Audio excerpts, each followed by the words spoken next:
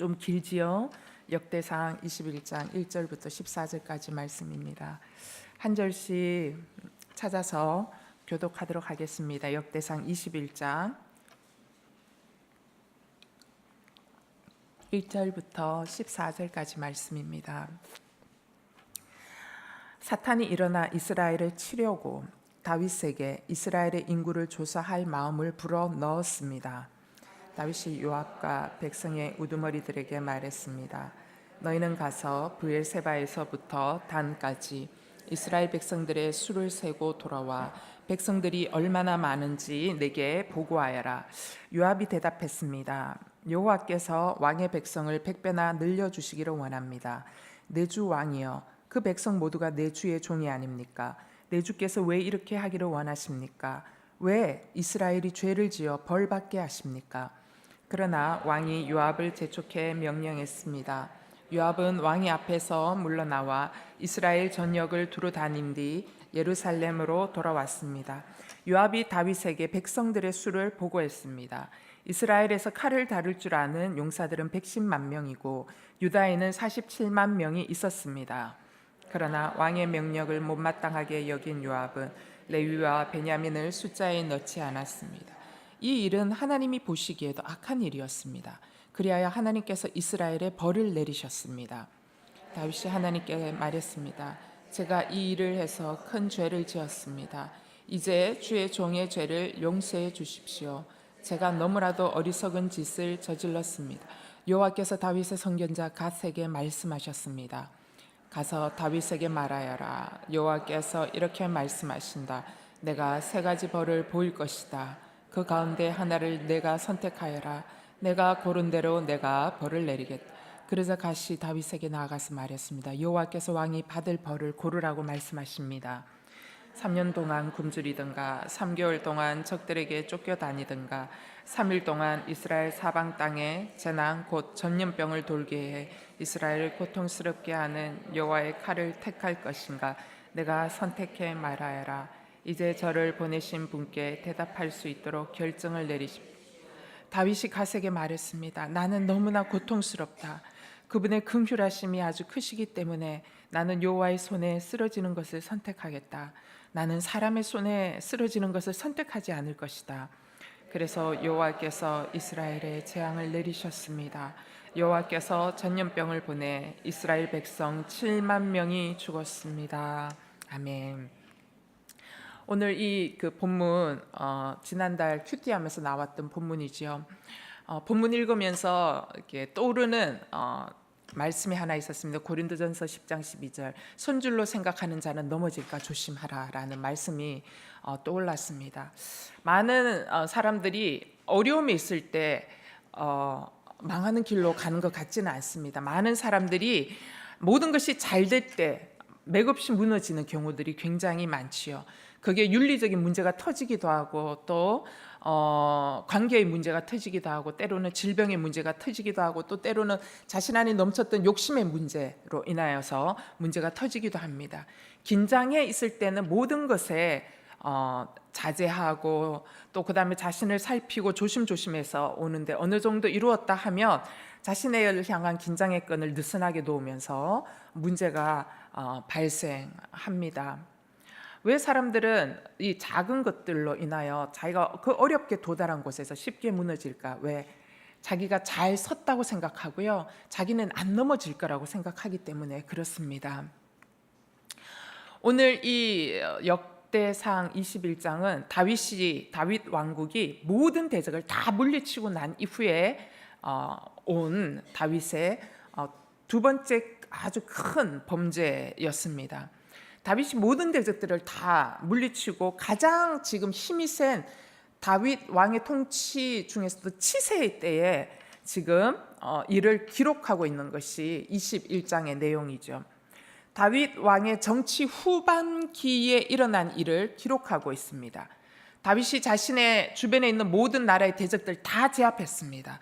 그 대적들 안에는 심지어 누가 있었느냐? 가슴 아프지만 다윗의 아들 압살롬의 반역까지도 모든 것들을 다 무마시키고 제압했습니다. 그리고 대외적으로는 아람도 무찔렀지요, 블레셋도 무찔렀지요, 모압도 무찔렀지요, 암몬도 무찔렀지요. 애굽에서도 조공을 받을 만큼 그죠? 강력한 나라로 부상하고 있을 때가 다윗 왕 통치 후반기였습니다.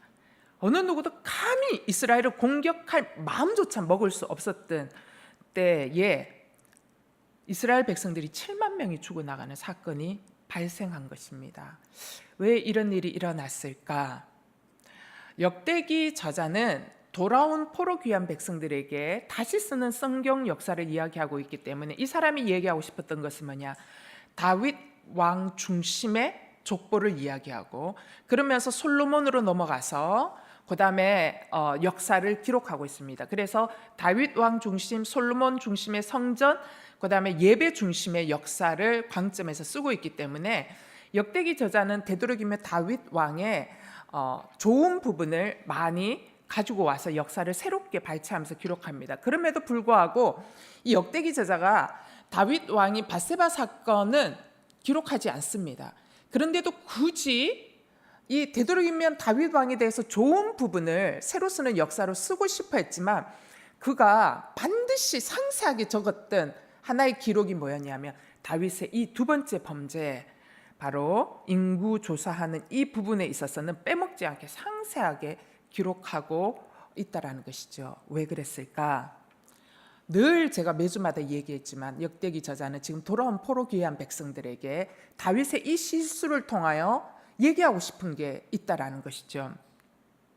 오늘 본문과 똑같은 평행 본문이 있습니다. 사무엘하 24장 1절에서 9절이 똑같은 내용의 평행 본문이 서로 다른 관점에서 같은 내용을 담고 있습니다.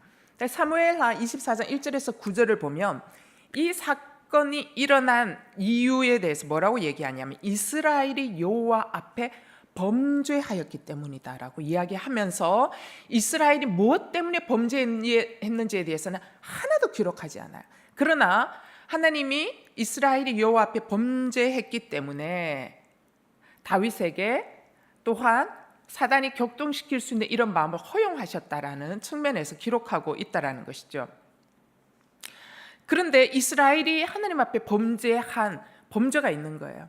근데 결정적인 건 뭐냐면 이스라엘의 범죄 위에 리더였던 다윗이 하나님 앞에 결정적인 범죄를 행함으로써 하나님께서 이스라엘 백성들에게 징계를 내리실 수밖에 없었음을 기록하고 있는 게 사무엘하 24장의 말씀입니다.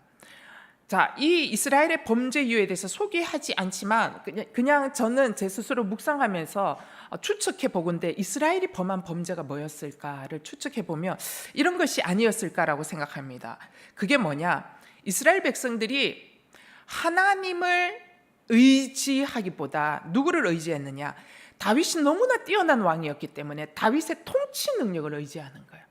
그리고 다윗이 너무나도 막강한 그 용사였기 때문에 다윗을 따르는 많은 유능한 용사들이 많았습니다. 그래서 다윗 시대 군사력이 굉장히 막강했습니다. 그러면서 다윗의 능력, 다윗의 통치력, 다윗의 군사력을 의지해서 하나님이 아닌 인간 다윗의 능력으로 이스라엘의 삶과 죽음이 결정되는 것처럼 여겼던 그 마음이 하나님 앞에 죄가 되었던 마음이 아니었을까라고 추측해 봅니다. 제가 왜 이런 추측을 하느냐? 그 이유는 이스라엘 백성이 이전에도 똑같은 것들을 늘 반복했기 때문이에요. 자, 예를 들자면 어떤 거였냐면 다윗의 아들 압살롬이 있습니다. 압살롬이 굉장히 잘생긴 남자죠. 그리고 머리카락도 굉장히 길고 풍성했고 남자들이 자존심 아닙니까? 그죠? 머리카락. 그리고 굉장히 잘생기고 그 다음에 이 언변이 뛰어났던 것 같습니다. 그래서 화려한 외모와 뛰어난 언변에 이 압살롬이 다윗 왕을 향했던 백성들의 마음을 사로잡아서 백성들의 이야기를 들어주고 그러냐고 하면서 격려해주고 안아주고 하면서 백성들의 마음을 도적질해 갔어요.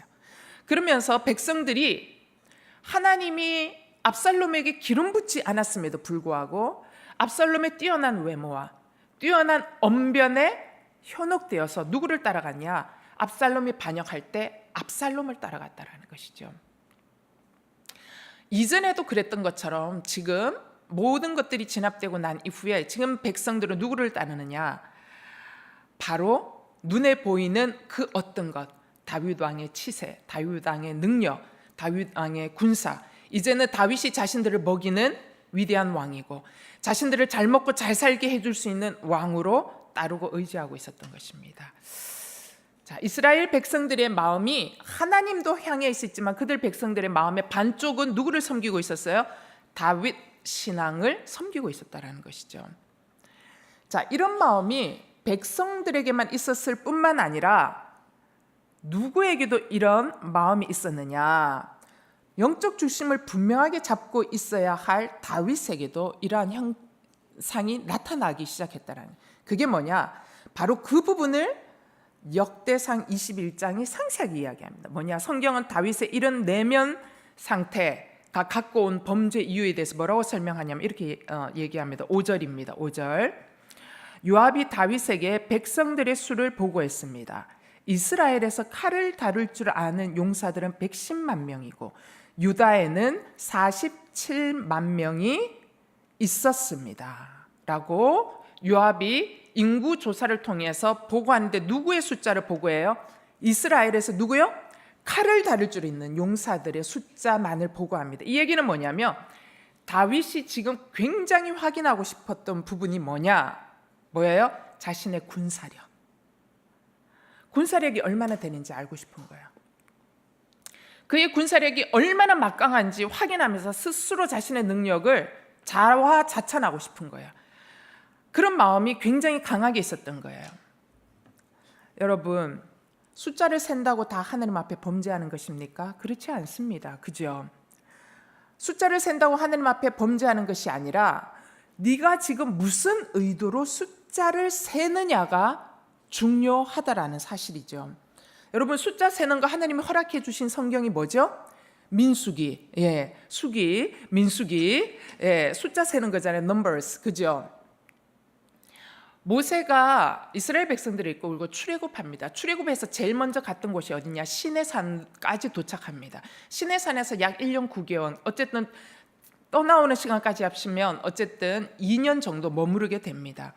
2년의 시간 이후에 드디어 이제 가나안 향해서 백성들 모두 다 데리고 가기 전에 하나님이 전쟁에 참여할 수 있는 장정의 숫자를 세라 합니다. 그것이 첫 번째 인구조사입니다. 그래서 모세가 첫 번째 인구조사를 하는데 그때 숫자가 몇 명이냐? 60만 5,500명이 나옵니다. 왜 이 첫 번째 인구조사를 하게 하셨을까? 여러분, 애굽 땅에 들어갔던 인원이 몇 명이죠? 야곱의 식구 70명이 들어가죠. 70명이 들어갔는데 지금은 20세 이상의 남자 장정만 몇 명이요? 60만 5,500명. 왜 인구조사하게 하느냐? 하나님 뭐냐? 아브라함과 약속하신 그 약속에 신실하신 하나님이 지금 뭐예요? 70명에서 몇 명이 불어나? 60만 명이라는 숫자로 내가 축복하여 주어서 너희들이 애굽에서 핍박당했지만 내가 너희들을 축복하여 줘서 불어났음을 이스라엘 민족에게 확인시켜 주는 거예요. 내가 그렇게 했다라는 거죠. 그리고 나서 가데스 바네아로 데리고 와서 12명의 정탐꾼을 보냅니다. 정탐하고 나서 뭐예요? 10명이 다 뒤집어지죠. 우리 못 가 막 이러면서 하고 두 사람만 갈 수 있다라고 이야기합니다. 그리고 10명의 정탐꾼을 두고 백성들이 다 뒤집어집니다. 우리 이집트로 돌아가야 된다. 나 우리를 왜 여기서 죽게 하냐. 막 모세를 돌로 치려고 하고 막 합니다. 하나님이 다른 중간에 오면서 불신했던 거는 다 용서했는데 떠나온 이유를 망각한, 사명을 망각한 이 백성들에게 너희들이 그러한 마음, 그 믿음 하나 없이는 들어갈 수 없다. 그래서 떠나온 1세대를 모두 광야 40년 동안 돌리면서 1세대를 다 죽게 만듭니다. 그러고 나서 태어난 2세대들을 데리고 가나안 땅을 향해서 진격하여 들어가기 전에 모압 평지에서 다시 모세에게 뭐라고 하면 2차 인구 조사하라 얘기합니다. 그때 정복 전쟁해야 하는 2세대의 장정들의 숫자를 다시 세는 2차 인구 조사 때 숫자가 몇 명이냐? 60만 1,730명입니다. 여러분, 이 말뜻이 무엇을 뜻합니까? 하나님을 향해 이스라엘 백성이 수도 없이 반항했습니다. 수도 없이 불신했습니다. 하나님이 그것들을 계속 당하면서도 인내하시고 용서하시고, 인내하시고 용서하시고. 그러나 정말 마지막 가장 중요한 때에 불신했던 그 부분에 대해서 하나님 징계하시면서 1세대들을 다 바꾸셨지만, 그럼에도 불구하고 광야 땅 가운데 하나님이 이스라엘 백성들을 줄어들지 않도록 끊임없이 축복하셨다라는 거예요. 그리고 인도하셨다라는 거예요. 그래서 뭐예요? 둘 다 60만을 유지하고 있는 거예요. 이 얘기는 뭐예요? 하나님께서 모세에게 숫자 세는 것을 허락하신 이유는 뭐냐? 숫자를 통하여 하나님의 일하심을 드러내고 싶으신 거예요. 숫자를 통하여 하나님의 변함없는 인도하심을 말하고 싶은 거예요. 숫자를 통하여 내가 어떤 상황과 상관없이 나는 약속에 신실한 하나님이다, 나는 너희를 축복하기로 결정한 하나님이다 라는 것을 백성들에게 알리기 위함이었다라는 것이죠. 그 일을 위해서 숫자 세는 것을 허락하셨다라는 것입니다. 여러분, 내가 노력하여 얻은 수확물, 그리고 주님 내가 노력하여 얻은 숫자 자랑하는 것, 주님 나쁜 것이라고 말하지 않습니다. 그러나 중요한 것은 뭐냐? 자랑을 통하여 나는 누구를 드러내고 싶어 하느냐, 이것이 중요합니다. 저와 여러분은 예수 그리스도만 자랑할 수 있게 되기를 바랍니다. 고린도전서 1장 30절에서 31절 말씀 자막을 통해서 함께 읽어주십시오. 시작.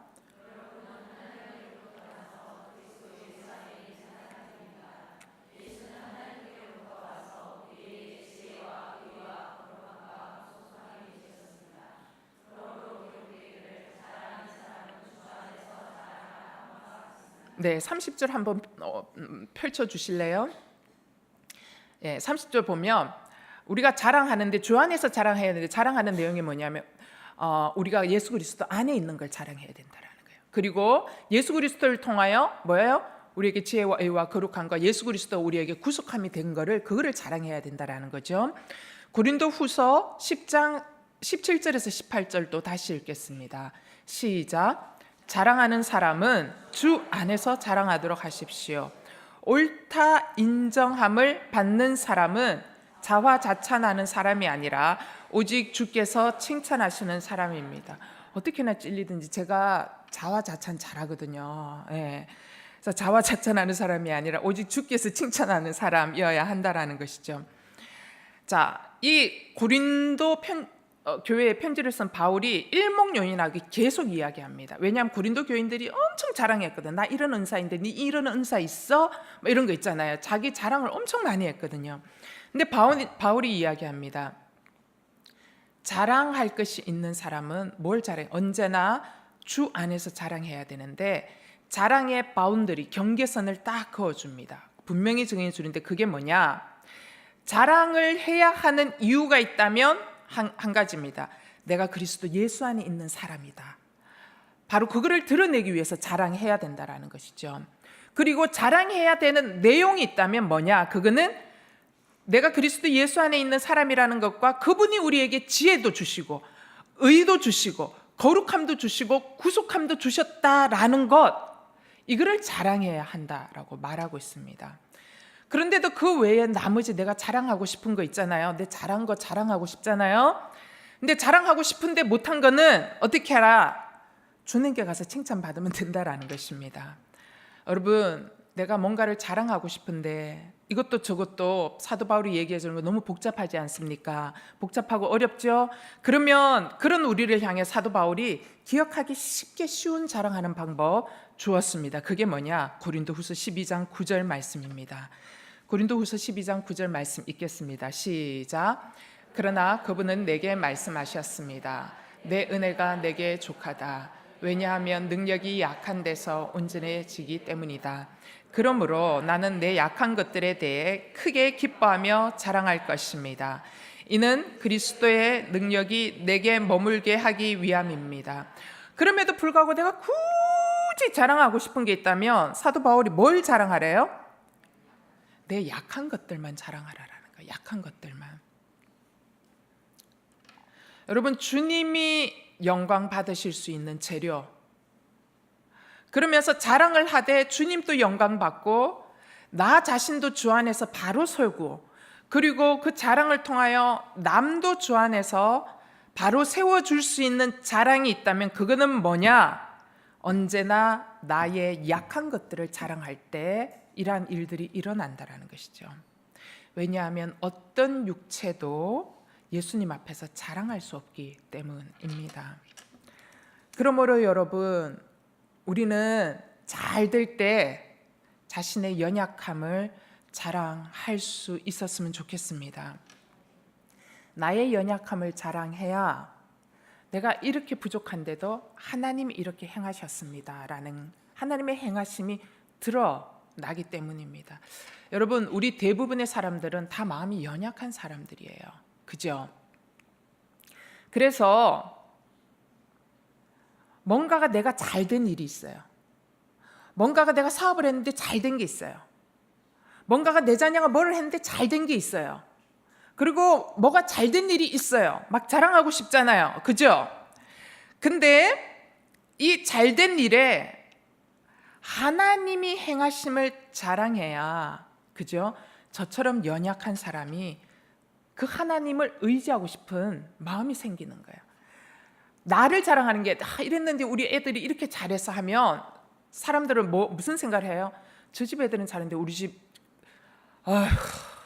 이렇게 되는 거예요. 뭐예요? 이렇게 우리 가정 아이가 잘 됐잖아요. 근데 생각해보면 그 아이가 잘 될 요소가 하나도 없었어. 그죠? 근데 내가 도와줄 수 있는 것도 아무것도 없어서 주님 앞에 나와서 정말 울면서 하나님 이렇게 길을 열어주세요, 저렇게 길을 열어주세요 기도했는데 주님 기가 막히게 그렇게 길을 정말 하나님이 안 하시면 하실 수가 없었다라고 우리가 하나님이 행하신 일들을 자랑할 때 그 얘기를 듣는 사람이 뭘 받아요? 우리 집에 있는 자녀 하다가도 그래, 그 자녀에게 답이 있는 것이 아니라 내 안에 답이 있구나, 나도 기도해야 되겠다, 나도 하나님을 의지해야 되겠다. 여러분, 하나님을 의지하고 싶은 마음이 생기는 거예요. 이러면 누가 영광 받아요? 하나님이 영광 받는 거예요. 또 누구를 세워줘요? 그 상대방을 세워주는 거예요. 여러분, 그렇게 나 자신의 연약함을 자랑할 때 하나님을 바라보고 싶은 마음이 생기는 거예요. 그런 하나님을 꽉 붙들고 싶은 마음이 생기는 거예요. 그런데 하나님이 이런 자랑을 기뻐하신다라는 것입니다. 지금 불행히도 다윗이 숫자를 세고 있는 이유가 뭡니까? 하나님의 변함없는 축복과 인도하심을 자랑하기 위해 숫자 세고 있는 것 아니다라는 것이죠. 오직 자신과 자신을 따르는 백성들과 그리고 주변 나라들에게 뭘 자랑하고 싶은 거예요? 나 이 정도 되는 사람이야, 나 이 정도로 강대해 라는 자신의 능력 자랑하고 싶어서 그는 숫자 세웠다라는 것입니다. 여러분, 다른 사람도 아니고 하나님을 사랑하고 있는 다윗이 이런 일을 하는 거예요. 하나님을 너무 바라봤던 다윗에게 이런 숨겨진 마음이 있었다라는 거, 이거 놀랍지 않습니까, 여러분? 여기서 우리가 인정할 수밖에 없는 거 뭐냐? 인간 모두는 다 연약한 죄인이구나라는 사실입니다. 네. 사람은 너무도 쉽게 죄에 무력해지는 존재구나라는 것을 다시 한번 경험하게 됩니다. 그렇기 때문에 우리는 언제나 예수가 필요합니다. 여러분, 예수님의 은혜가 필요한 것이죠. 자, 다윗은 왕으로 통치하는 기간 내내 하나님 사랑했습니다. 통치하는 기간 내내 그는 예배했습니다. 예배를 사모하는 사람이었습니다. 그렇기 때문에 그는 자신조차도 자신의 내면 깊은 곳에 자신을 향해서 돌리고 싶었던 문득문득 떠오르는 찬사에 대한 이 독소를 심각하게 생각하지 않았어요. 왜? 자신은 하나님 사랑하니까, 자신은 늘 예배를 사모하니까, 잠깐 올라오는 이 마음, 나 괜찮은 사람이지라는 이 마음이 그렇게 크게 문제가 되고 자기를 쓰러뜨리는 중요한 요인이 된다라고 스스로 생각을 못했던 거예요. 근데 여러분, 다윗 안에 스며들어 있던 이 독소 하나님 보셨어요. 하나님만 보셨습니까? 여러분, 사단도 이것을 주목했다라는 사실입니다. 하나님은 다윗을 너무나 사랑하셨기 때문에 다윗의 이 내면을 다루기 원하셨어요. 그래서 사단이 다윗의 이 연약한 부분을 향하여 들어가서 다윗의 마음을 격동시킬 때 하나님께서 그냥 그 일이 일어나도록 내버려 두십니다. 그래서 하나님의 사람 다윗조차 자기 내면 깊은 곳에서 일어나고 있는 이 교만의 독소를 제대로 바라볼 수 있도록 하나님이 만드시기 시작했다라는 것이죠. 여러분, 우리도 좀 그렇지 않습니까? 우리도 뭔가 조금만 잘 되면 어떤 생각합니까? 내가 이런 건 참 잘해, 이런 생각하죠. 그죠? 역시 나야, 이런 생각 겉으로는 표시하지 않지만, 겉으로는 절대 말하지 않지만 마음속으로는 내가 이런 건 참 잘하지, 이런 마음 갖고 있는 거예요. 여러분, 이런 마음 수시로 자주 드는 거, 내가 하나님 인정하지 않아서 드는 마음은 절대 아니다라는 것이죠. 우리도 하나님 인정합니다. 그리고 우리도 하나님 사랑합니다. 그리고 우리도 하나님을 24시간 바라봅니다. 그럼에도 우리 안에는 자꾸 나 자신이 드러나고 싶은 마음, 나 자신을 자랑하고 싶은 마음이 늘 있는 것이지요. 이러한 마음은 다윗처럼 왕이어야, 다윗처럼 뛰어난 지략가여야, 다윗처럼 용사여야지만이 생기는 마음은 결코 아니라는 것입니다. 여러분, 다윗도 그렇고 우리도 그렇고 우리 모두는 교만에 굉장히 취약한 존재들입니다. 교만에는 두 종류의 모습을 하고 있어요. 첫 번째는 자신을 드러내고 싶어하는 교만이 있습니다. 우리가 흔히 잘 이해하는 그런 교만의 겉모습이죠. 그러면서 얘기하죠. 내가 이걸 했어. 나니까 이렇게 할 수 있는 거야. 이런 마음. 그죠? 이런 나 자신을 드러내고 싶은 교만이 있고, 또 하나는 어떤 교만이 있느냐? 자신을 인정하지 못하는 그런 마음이 있는 거예요. 뭐예요? 나는 틀렸어. 나는 못해. 나는 왜 이렇게 잘하는 게 없지? 내가 어떻게 그런 것을 할 수 있겠어? 능력이라고 나는 눈꼽만큼도 없어. 라고 하면서 자신을 인정하기 싫어하는, 인정하지 못하는 뭐예요? 자기 비하라는 모습도 교만의 또 다른 모습입니다. 자신을 드러내고 싶어하는 교만, 그 다음에 자기 비하라는 이 교만. 여러분, 이 두 가지가 왜 다 교만이냐? 두 가지 모두 어디에 뿌리를 두고 있어요? 나라는 사람이 너무 중요한 데 뿌리를 두고 있기 때문에 그렇습니다. 결국 내 능력이 너무 중요한 거예요. 내 능력을 의지하는 사람에게 나타나는 모습이 교만인 거예요. 내가 너무 뛰어나고 싶은데, 그리고 나 정말 괜찮은 사람이고 싶은데, 그리고 나는 그래도 이 정도 되는 사람이고 싶은데 라는 자기가 생각하는 이상적인 관점들이 다 있는 거예요. 근데 그 이상에 내가 뭔가 못 미칠 때 내가 너무 싫어지는 것, 이 모든 것들이 교만인 거예요. 내가 높아지고 싶을 때 나오는 반응이기 때문입니다. 성경은 이것을 교만이라고 칭합니다. 교만만이 어디 문제입니까, 여러분? 사단은 우리의 연약한 부분 너무너무 잘 압니다. 그리고 죄를 향한 소망을 우리가 매 순간 하나님 앞에서 내가 다루지 않으면 나도 모르는 사이에 사단이 내 안에 들어와 내 내면 안에 충동질합니다. 그러면서 나도 모르는 사이에 내가 가려고 해서 넘어간 게 아니라 나도 모르는 사이에 현혹되어 넘어가기 십상이라는 것이죠. 여러분, 사단은 여러분 각 사람이 처한 상황 다 파악하고 있습니다. 그러면서 여러분이 처한 상황에서 여러분이 툭 건드리면 넘어지는 바로 그 지점을 아는 거죠.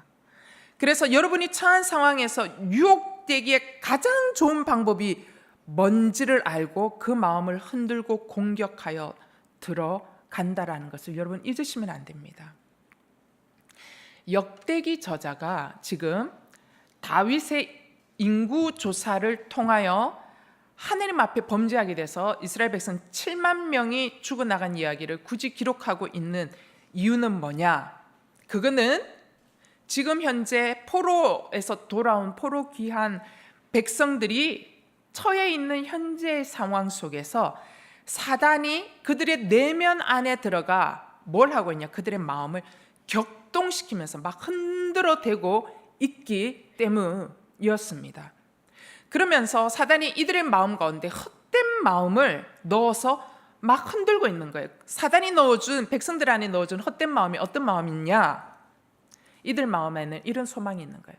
다윗 왕 시대에는 군사적 능력이 있어서 이스라엘 백성들이 편안하게 먹고 자고 살 수 있었는데, 그죠?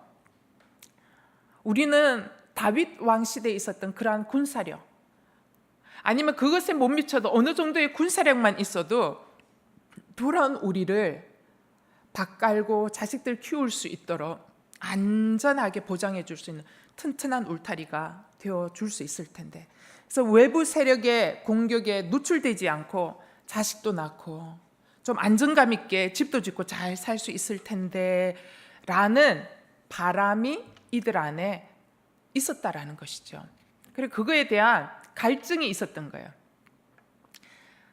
역대기 저자가 본문을 통해서 이 부분을 지적하고 있는 것이죠.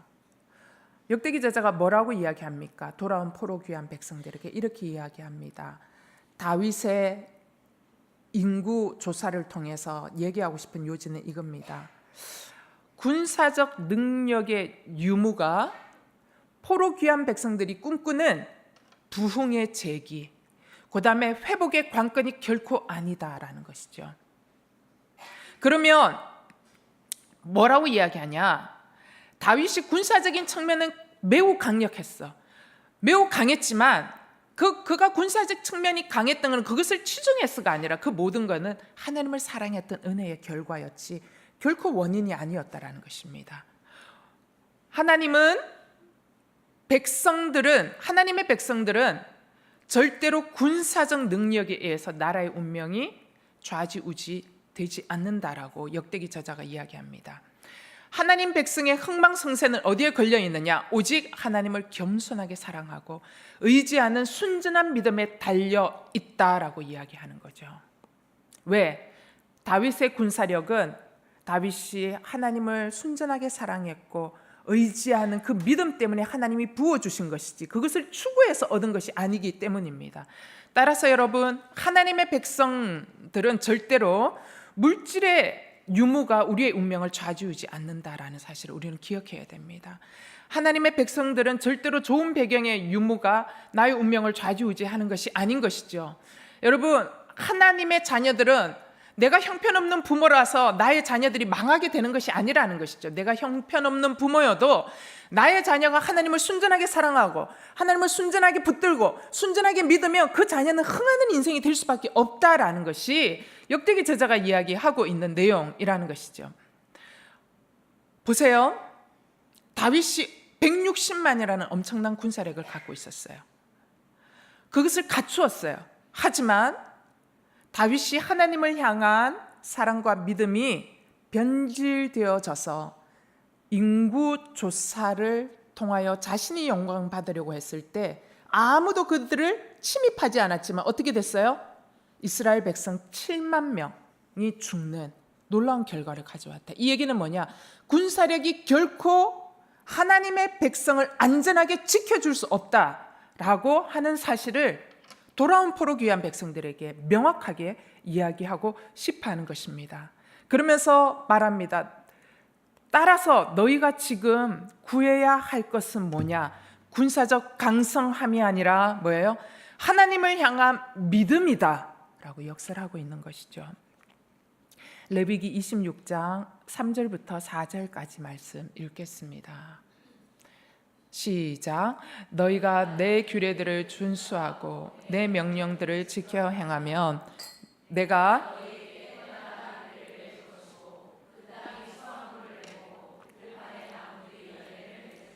7절에서 8절 너희가 너희 원수들을 이길 것이며 그들이 너희 앞에서 패배할 것이다.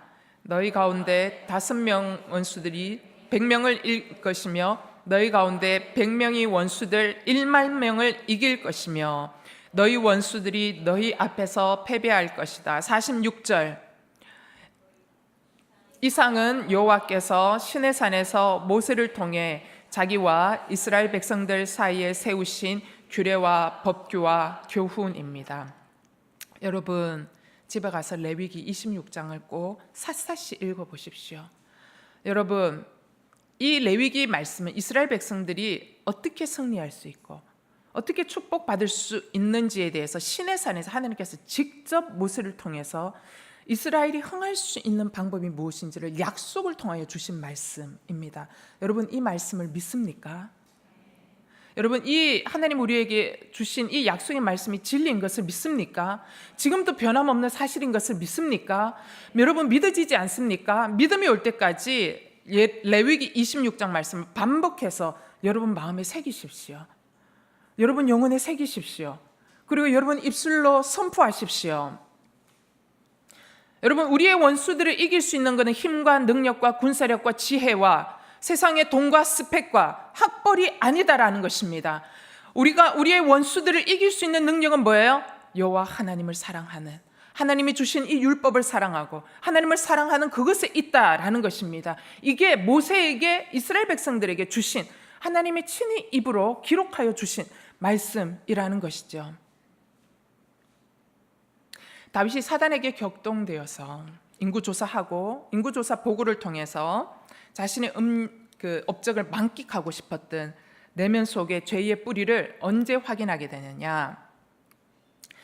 요압이 이 인구조사 보고를 하고 난 이후에 이게 잘못되었구나라고 깨닫게 됩니다. 여러분, 인구조사 다윗이 왜 했을까요? 할 필요도 없습니다. 160만 명이면 엄청난 군사력이거든요. 여러분, 굉장한 군사력인 거예요. 이 군사력 확인해서 뭐 하게 해요? 그죠? 뭐예요? 할 필요도 없어요. 왜냐하면 하나님이 이미 다윗이 가는 곳마다 다 승리하게 하셨잖아요. 다윗에게 복을 부어주신 거예요. 이거는 살펴볼 필요도 없이 엄청난 군사력을 이미 갖고 있는 거예요. 하지만 이 엄청난 군사력 확인해서 무슨 소용이 있냐라는 거죠. 여러분, 다윗은 이 부질없는 숫자 노름의 범죄에 자신이 빠졌다라는 걸 너무 뒤늦게 알았습니다. 그러면서 자신이 이 숫자 노름에 현혹되어서 자기를 자랑하고 자신의 나라를 자랑하려고 했던 이것이 하나님 앞에 얼마나 큰 범죄였는지를 깨닫게 됩니다. 그러면서 하나님 앞에 엎드려 회개하기 시작합니다. 여러분, 이게 다윗의 위대한 점입니다. 우리 모두는 실수할 수 있고 우리 모두는 수시로 넘어지고 우리는 수시로 자빠집니다. 수시로 스스로 칭찬하다가 스스로 넘어집니다. 여러분, 우리는 깊은 물에 빠져 넘어지는 게 아니라 접신물에 빠져서 우리가 넘어지는 거죠. 그러나 그때 여러분, 우리가 잘해야 되는 거 회개하는 것입니다. 바로 이 부분에 하나님이 다윗에게 뭐라고 얘기하냐면 너는 내 마음에 합한 자다라고 한 가장 큰 이유이죠. 자, 범죄한 후에 어떻게 하나님께 반응하느냐, 이게 가장 중요합니다. 다윗이 하나님 앞에 납작 엎드려 회개합니다. 회개하는 그 모습을 보고 하나님께서 갓 선지자를 보냅니다. 3가지 벌 중에 선택하래요. 여러분, 이 3가지 선택 중 어느 것 하나 선택하기 쉬운 선택은 아무것도 없습니다. 아주 곤혹스러운 거죠. 다윗이 그러나 선택합니다. 누구 손에 넘어지기를? 하나님 손에 쓰러지기를 선택합니다. 여러분, 하나님이 치실 때 하나님, 제가 하나님 손에 쓰러지기를 원합니다 라고 선택하십시오. 그래야 여러분, 대항하시지도 말고 분노하시지도 말고 나를 찌르는 상대를 향해서 미워하시지도 마시고 기도하십시오. 저 하나님 손에 쓰러지기를 원합니다. 하나님, 저를 긍휼히 여기시고, 주님은 자비와 긍휼이 많으신 자라 저를 긍휼히 여기시면 주님, 저를 찌르고 저를 괴롭히는 이 모든 대적의 손에서 주님 건져내어 주실 줄로 믿습니다. 우리는 하나님의 긍휼의 손에 쓰러지는 것을 선택해야 됩니다. 왜 그렇습니까? 하나님 긍휼하심이 크신 분이기 때문입니다. 그래서 다윗에게 뭐가 임하냐? 3일간의 온역이 임합니다. 왜냐하면 당시 온역은 여호와의 손이 사람을 치는 거다라고 당시 사람들이 생각을 했기 때문에 하나님이 온역을 보내십니다. 7만 명 백성 죽어 나간 거죠. 여러분, 이런 징계를 통해서 누가 가장 고통스러워하세요? 하나님이 가장 고통스러워하세요. 여러분, 하나님이 우리를 온전히 세우기 위해서 우리 징계하십니다. 징계하면서 즐거워하시지 않습니다. 징계하면서 가장 고통받으신 분이 누구시냐? 우리 하나님 아버지십니다. 그래서 예수 그리스도 보내주셨잖아요. 우리를 영원히 죽게 하시도록 내버려 두실 수가 없어서 가장 고통스러워 하시는 장면이 15절에 나옵니다. 15절 말씀 한번 읽어볼까요? 시작. 하나님께서 예루살렘을 멸망시키기 위해 천사를 보냈습니다. 그러나 천사가 멸망시키려 하자 여호와께서 그 비참한 광경을 보시고 그 재난을 슬퍼하시며 돌이켜 멸망시키고 있는 천사에게 말씀하셨습니다. 이제 됐다. 내 손을 거두어라. 그때 여호와의 천사는 여부수 사람 오르난의 타작 마당 곁에 서 있었습니다. 네, 긍휼하심이 너무 크신 하나님이 운역을 멈추게 하셨습니다. 그때 다윗은 천사가 멈춘 오르난의 타작 마당에 값을 치르고 그곳에서 하나님께 번제와 화목제를 치르죠. 그리고 번제단에 하나님 불로 응답하심으로써 다윗의 제사를 받으셨음을 확증해 주십니다. 여러분, 여호와 앞에서 다윗이 중한 범죄를 저질러서 7만 명이 죽어나가는 아픈 징계를 당했지만 진심으로 회개하고 자복하였을 때 하나님께서 어떻게 하셨습니까? 이제 징계를 거두어 가실 뿐만 아니라 다윗의 범죄의 결과로 뭐로 덮으시죠? 하나님의 용서와 자비로 덮으시고 그 자리를 어떤 자리로 바꾸어 주셨어요? 예배의 자리로 바꾸어 주셨어요. 왜? 오르난의 타작 마당이 바로 그 자리가 뭐가 세워지는 자리예요? 솔로몬의 성전이 세워지는 자리가 되어지기 때문입니다. 또한 이것은 이후 어떤 자리가 됩니까? 예수 그리스도의 십자가가 세워지는 갈보리 언덕 대속의 자리가 되어지는 것입니다. 여기서 무엇을 의미합니까, 여러분? 나의 죄를 진정으로 자복하며 회개하는 자에게 임하는 역전의 은혜를 말씀하고 계시는 것입니다.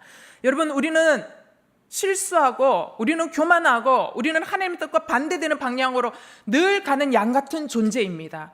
그러나 우리가 그 죄를 자복하고 주님 앞에 진정으로 돌아와 회개할 때 주님은 그 회개를 받으시고 우리의 인생을 어떻게 시켜요? 역전시키는 은혜를 베풀어 주시는 좋으신 아버지라는 것이죠. 여러분, 다윗이 범죄를 진심으로 자복하고 회개했을 때 재앙이 될 뻔한 사건을 하나님이 솔로몬의 성전터로 삼으시고 그곳에서 예배를 받으시는 축복으로 바꾸어 주셨습니다. 따라서 역대기 저자는 포로 귀한 백성들에게 이야기합니다. 뭐라고 얘기합니까? 포로 귀한 백성들이요, 우리가 살 수 있는 해법은 우리가 하나님이 아닌 세상적인 능력과 힘에 자꾸만 의존하려던 죄를 알고 회개하고 청산하고 주님 앞으로 돌이키는 겁니다. 오히려 하나님의 은혜와 자비와 긍휼에 기대어 살 것을 결정하십시오. 그러면 뭐예요? 돌아온 여러분들에게 하늘로부터 살아갈 축복의 은총과 능력이 하나님께로부터 부어질 것입니다 라고 말하고 있는 것이죠. 여러분, 우리 모두 연약합니다. 나도 모르게 내 안에 하나님이 아닌 나 자신이 주인이 되어 높아지고 싶은 갈망이 늘 내 안에 있음을 우리는 느낄 때가 있는 것이죠. 그렇기 때문에 우리는 성령 안에 늘 깨어 있어야 합니다. 사단은 내가 처한 상황 속에 교묘하게 내 약점 파악하고 공격하여 들어와 우리를 격동시킵니다. 여러분, 우리를 진정으로 보호해 주실 수 있는 분은 단 한 분밖에 없습니다. 그분이 누구십니까? 여호와 하나님이십니다. 여러분, 돌아가셔서 레위기 26장 말씀을 반복하여 읽으실 수 있게 되기를 바라요. 여러분, 세상 그 어디에도 우리 하나님 같은 분 없습니다. 세상 그 어디에도 우리 하나님 같은 보호자 없습니다. 능력자 없습니다. 그것을 이야기하고 있는 것이 요즘 큐티 말씀에 나오는 시편의 내용이 반복되어져서 여러분에게 매일매일 말씀하고 있는 것이죠. 우리는 자꾸만 세상에 보이는 것들 자랑하고 싶고 의지하고 싶은 불신을 하나님 앞에 정직하게 드러내고 고백하고 자백하는 회개가 날마다 필요합니다. 우리 안에 오늘 또 분명하게 확신하고 세워야 하는 것은 무엇입니까? 하나님을 의뢰하는 믿음입니다. 여러분, 이 믿음의 중심을 분명히 하십시오. 그래야 다윗처럼 사단에게 격동되어 흔들리지 않는 것이죠. 내가 누리고 있는 이 모든 것들 하나님이 주신 은혜임을 자각하셔야 합니다. 그리고 하나님의 은혜를 자랑하고 노래함으로 하나님을 드러내는 사람으로 살아갈 수 있게 되기를 바랍니다.